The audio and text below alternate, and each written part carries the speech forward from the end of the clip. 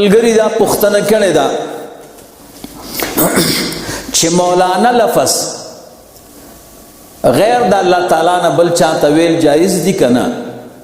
قرآن کریم کې انت مولانا دا د الله جل جلاله د پاره استعمال لې نو آیا مخلوقات ته لفظ د مولانا ویل شي کنه؟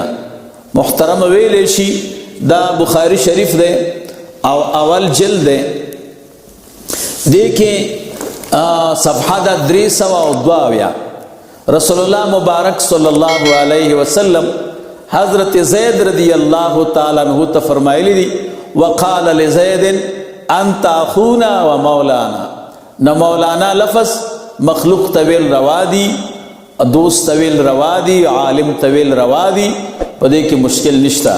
بخاری شریف اول جلد 322 صفحہ او قدیمی کتب خانه ده.